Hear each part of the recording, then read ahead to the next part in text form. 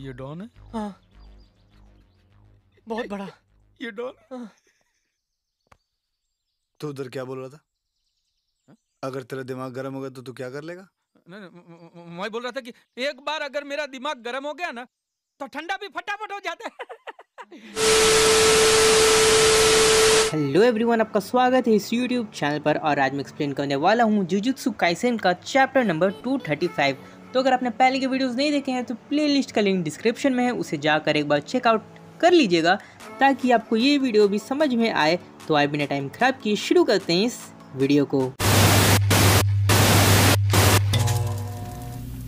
तो चैप्टर की स्टार्टिंग में हमें दिखाया जाता है कि गोजो अपने राइट हैंड को जो कि कट चुका था उसे वापस से ठीक कर रहा होता है और बैकग्राउंड में अगीतो बिल्कुल क्रश हो रहा होता है। गोजो ने उसे ख़त्म कर दिया था। फिर हमें बताया जाता है कि गोजो का जो इंटेंसिटी है वो बहुत ज़्यादा बढ़ चुका था 2 ब्लैक फ्लैशेस के कारण। और किंग ऑफ कर्व से सुकुना 1000 सालों में पहला बार नर्वस होता है। गोजो अपना तीसरा ब्लैक फ्लैश माहोरागा पर यूज़ करता है और माहोरागा भी बहुत ज़्यादा घायल हो जाता है। उसके बाद गोजो सुकुना के सामने आकर खड़ा हो जाता है और सुकुना वहाँ पर काफ़ी ज़्यादा डरा हुआ था। सुकुना गोजो को पंच करने की कोशिश करता है लेकिन गोजो उसे ब्लॉक कर लेता है और सुकुना को माहोरागा की तरफ उठाकर फेंक देता है। गोजो फिर अपना चौथा ब्लैक फ्लैश इस्तेमाल करता है। माहोरागा उस ब्लैक फ्लैश को तो ब्लॉक कर लेता है सुकुना को लगने से, लेकिन खुद बहुत दूर जाकर गिर जाता है। उसके बाद गोजो अगला मूव इस्तेमाल करने के लिए अपना चैंट को यूज़ करता है और सुकुना सोचता है, उसे जज करता है कि हो सकता है कि ये रिवर्सल टेक्निक रेड होगा। सुकुना जल्दी से सोचता है कि किसी तरह अगर माहोरागा रेड को अडेप्ट कर ले तो वो इससे बच सकता है, लेकिन गोजो माहोरागा पर रेड का यूज करने के बजाय उसे ऊपर की तरफ शूट करता है। सुकुना को ऐसा लगता है कि जरूर यहाँ पर कुछ गलत होने वाला है और वो जल्दी से माहोरागा को चिल्लाकर कहता है कि माहोरागा वहाँ से हटो। माहोरागा रेड का पीछा करता है लेकिन जिस ब्लू ने अगीतो को बिल्कुल खत्म कर दिया था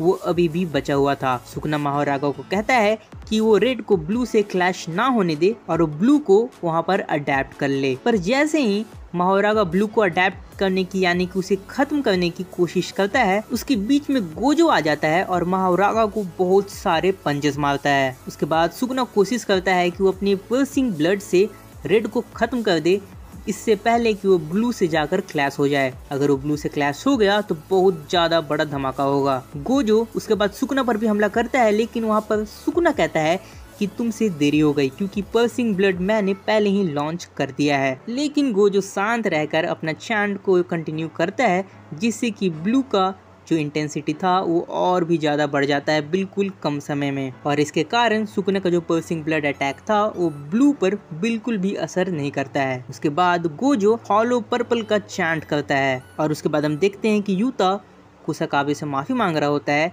और वो कहता है कि तुमने सही कहा था, अगर मैं इनके बीच में जाता तो गोजो जो अभी कर रहा है वो बिल्कुल नहीं कर पाता। और उसके बाद ब्लू और रेड मर्ज होता है और गोजो कहता है हॉलो टेक्निक पर्पल, और उसके बाद गोजो सभी को ब्लास्ट कर देता है और उसमें गोजो भी ब्लास्ट हो जाता है। उसके बाद हम देखते हैं कि माहोरागा का जो रिंग था वो भी टूट जाता है। उसके बाद हम देखते हैं कि ब्लास्ट के बाद क्या होता है, पूरा का पूरा सिटी आधा से ज़्यादा डिस्ट्रॉय हो जाता है और सुकुना का हालत बिल्कुल ख़राब होता है, उसका एक हाथ भी नहीं रहता, लेकिन गोजो बिल्कुल जिंदा रहता है और ठीक रहता है। पर्पल ने उसे भी हिट किया था लेकिन वो उसी का कर्स्ट एनर्जी से बना हुआ था, इसलिए पर्पल ने गोजो का कुछ भी नहीं बिगाड़ा था। कुसाकाबे वहाँ पर कहता है कि देखो सुकुना बिना माहोरागा के है और उसका जो चोट है वो बिल्कुल धीरे धीरे ठीक हो रहा है, और अगर ऐसा हुआ यानी कि जैसा भी हो रहा है वो इस हालत में डोमेन एम्पलीफिकेशन नहीं कर सकता, यानी कि गोजो इस बैटल को जीत चुका है। कुसाकाबे ये भी बताता है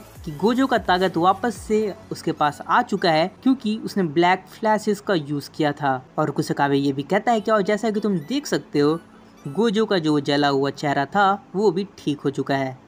तो थैंक यू, इस वीडियो में सिर्फ इतना ही, अगली वीडियो में मैं फिर से मिलूंगा।